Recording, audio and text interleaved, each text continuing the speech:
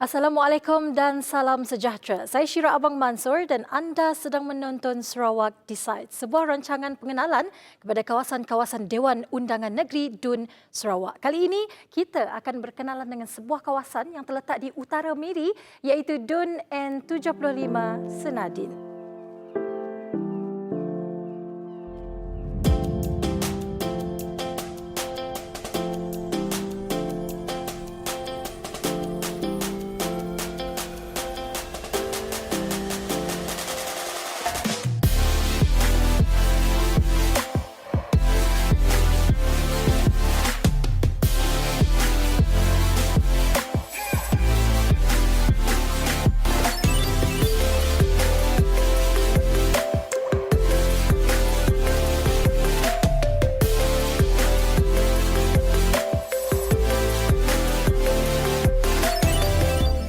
Senadin merupakan kawasan DUN yang agak besar dengan keluasan 703 km persegi dan mempunyai paling ramai penduduk di bahagian Miri dengan anggaran kira-kira 200,000 orang penduduk. Sempadannya bermula dari Sungai Tujuh di sempadan Miri Brunei hingga ke Rumah Panting berdekatan dengan sempadan Marudi Miri. Kawasan Senadin suatu ketika dahulu hanyalah sebuah kawasan hutan paya dan belukar. Namun, kini telah bertukar wajah dan dibangunkan menjadi kawasan perumahan baru, pusat komersial, pusat membeli belah, pusat pendidikan, perindustrian dan lain-lain lagi sehingga berkembang menjadi bandar satelit. Pembangunan-pembangunan ini telah menyediakan banyak peluang pekerjaan kepada penduduk yang menetap di kawasan DUN Senadin dalam pelbagai sektor sekaligus meningkatkan taraf hidup mereka. Terdapat 4 buah bandar satelit di DUN Senadin iaitu Desa Senadin, Tudan, Permai Jaya dan Mos Jaya. DUN Senadin telah diwujudkan pada tahun 1996 dan terus dipertandingkan pada tahun yang sama merangkumi kawasan pemilihan Kuala Baram, Lopeng dan Riam bermula tahun 2016. DUN Senadin juga diwakili oleh Ahli Dewan Undangan Negeri ataupun ADUN yang sama sejak awal kewujudan DUN ini iaitu Datuk Seri Lee Kim Shin. Saya akan perkenalkan beliau selepas ini tapi sebelum itu jom kita saksikan keputusan pilihan raya negeri ke-10 dan 11 bagi DUN Senadin. DUN Senadin pada PRN ke-10 menyaksikan pertembungan antara Lee Kim Shin mewakili Barisan Nasional dengan Michael Teo mewakili Parti Keadilan Rakyat PKR di mana kemenangan berpihak kepada Lee Kim Shin dengan undian sebanyak 7,334. Jumlah pemilih yang berdaftar pada PRN 10 bagi DUN Senadin adalah sebanyak 22,432 di mana peratusan pengundi yang keluar mengundi adalah 66.05%. Manakala jumlah kertas undi ditolak ialah sebanyak 186. Pertembungan di antara dua calon ini merupakan satu pertembungan sengit di mana calon Lee Kim Shin ketika itu menang dengan majoriti kecil iaitu sebanyak 58 undi sahaja. Manakala pada pilihan raya ke-11 yang lepas, kerusi Senadin menyaksikan perlawanan 3 penjuru di antara Lee Kim Shin dan 2 calon baru ketika itu iaitu Philemon anak John Edan daripada Parti Bangsa Dayak Sarawak Baru PBDSB dan Baru Langup mewakili Parti Tindakan Demokratik DAP di mana kemenangan sekali lagi dimenangi oleh Lee Kim Shin dengan undian sebanyak 10,683.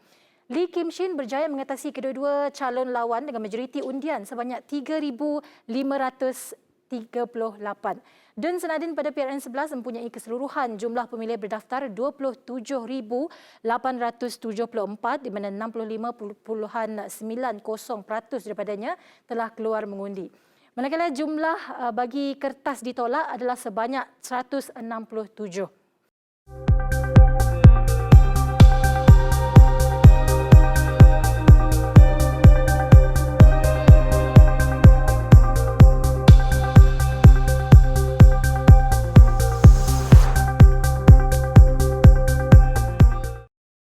Baiklah, kita akan beralih pula ke Birata ADUN bagi N75 Senadin iaitu Datuk Seri Lee Kim Shin. Beliau sudah menjadi wakil rakyat kawasan ini sejak tahun 1996 hingga sekarang bersamaan dengan 25 tahun atau 5 penggal pentadbiran. Ini bermaksud belum ada ADUN lain yang pernah menyandang kerusi ini sejak pertama kali DUN ini dipertandingkan. Datuk Seri Lee Kim Shin merupakan ahli Parti Rakyat Bersatu Sarawak atau SUPP yang kini mewakili gabungan Parti Sarawak GPS. Pada tahun 2002, beliau dilantik sebagai penolong Setiausaha Agong sehingga tahun 2011. Kini beliau berkhidmat sebagai Naib Presiden untuk Parti Rakyat Bersatu Sarawak di samping memegang jawatan sebagai Menteri Pengangkutan Sarawak. Datuk Seri Lee Kim Shin mempunyai latar belakang pendidikan di peringkat ijazah Sarjana Muda Sains Sosial dengan kepujian dari University Sains Malaysia dan juga berkelulusan Doctor of Letters Honoris Causa dari Curtin University of Technology Perth, Western Australia. Antara anugerah yang pernah diterima oleh beliau ialah Darjah Kebesaran Panglima Jasa Negara PJN, Kesatria Mangku Negara KMN, Pegawai Bintang Sarawak PBB dan Pingat Perkhidmatan Bakti PBB. Baiklah, kita akan melihat pula perkembangan di kawasan N75 Senadin ini. Dun Senadin telah banyak berkembang dengan pembinaan lebih 10,000 rumah mampu milik dan lebih 2,000 rumah kos rendah, penempatan lebih 4,000 setinggan ke penempatan semula Tudan Desaras, pembinaan institusi pendidikan tinggi awam dan swasta, perindustrian, pembangunan pusat-pusat kesihatan awam, pembinaan lebuh raya Pen Borneo yang melintasi kawasan Senadin dan ASEAN Bridge ke simpang jalan lapangan terbang Miri dan banyak lagi. Pembangunan yang semakin pesat ini telah menimbulkan fenomena banjir kilat di kawasan-kawasan tertentu Dun Senadin selain daripada sistem perparitan tidak sistematik dan tidak diselenggarakan secara berterusan. Antara kawasan yang terjejas ialah Tudan Desaras Fasa 1, 2 dan 6 yang terletak di permukaan tanah yang rendah dan akan terjejas setiap kali musim tengkujuh. Pada tahun 2019, sebanyak RM700,000 telah diperuntukkan Kerajaan Sarawak menerusi program transformasi luar bandar RTP bagi membaiki sistem pengairan dan saliran di kawasan ini. Projek ini melibatkan pembinaan parit simen sepanjang 800 meter, pembinaan pembetung bawah tanah dan pelebaran parit. Sementara itu, pada tahun 2021, projek penyambungan sistem perparitan konkrit diteruskan lagi untuk kawasan Tudan Desaras 6B dengan peruntukan sebanyak RM150,000 untuk menyelesaikan isu banjir kilat yang dihadapi rakyat. Manakala 3 lagi projek penambahbaikan sistem saliran bernilai RM799,255 dijangka siap sebelum penghujung tahun 2021. 3 projek berkenaan melibatkan pembinaan pembetung ke kotak, penyelenggaraan kolam penahanan di Taman Cahaya Lopeng dan 2 projek pembinaan parit konkrit RC di Kampung Parit, Kuala Baram. Untuk rekod, sebanyak 41 projek RTP telah dilaksanakan di Dun Senadin pada tahun 2020 dan 36 projek pada tahun 2021 dengan jumlah keseluruhan dari tahun 2016 iaitu 165 projek merangkumi menaik taraf sistem perparitan, menurap jalan raya, menaik taraf taman rekreasi, pembinaan rumah mampu milik dan juga pembekalan air paip serta pembekalan elektrik. Tarikan di Dun Senadin dapat dilihat dari sudut ekonomi dan pendidikannya. Terdapat 2 buah sekolah antarabangsa dan sebuah kolej antarabangsa bertempat di Miri iaitu dalam lingkungan Dun Senadin ini. Sekolah keantarabangsa pertama di Miri iaitu Tenby International School Miri mula ditubuhkan pada tahun 2011.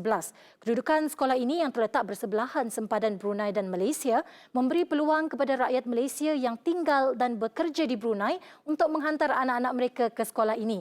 Kos yang ditanggung oleh ibu bapa juga lebih rendah kerana mereka menggunakan mata wang Malaysia.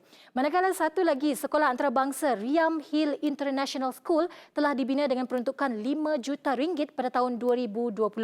Pembinaan Riam Hill International School ini bertujuan untuk memberikan pendidikan berkualiti setaraf dengan sijil Cambridge yang diiktiraf di peringkat antarabangsa. Sekolah ini akan dibina di dalam kompleks yang juga menempatkan Institut Riam Tech dan Sekolah Menengah Riam Road di mana ketiga-tiganya akan mengekalkan identiti dan sistem pendidikan masing-masing. Selain itu, universiti antarabangsa yang sudah lama bertapak di Miri iaitu Curtin University atau Curtin Malaysia juga antara tempat tumpuan pendidikan bagi Dun Senadin. Ia merupakan antara kampus luar pesisir pertama yang ditubuhkan di Malaysia Timur. Curtin Malaysia di Miri sudah beroperasi sejak Februari 1999, manakala kampus baru dibina pada tahun 2002. Selain sektor pendidikan, Dun Senadin juga mempunyai tarikan lain iaitu yang akan saya bawa masuk ke dalam studio kita sekarang ini. Kita persilakan Bujang Senang Sarawak. Kerana di Dun Senadin Terdapat sebuah taman buaya dikenali sebagai Taman Buaya Miri dan Zoo Mini. Taman dan zoo ini telah dibuka kepada umum pada 16 Ogos 1998.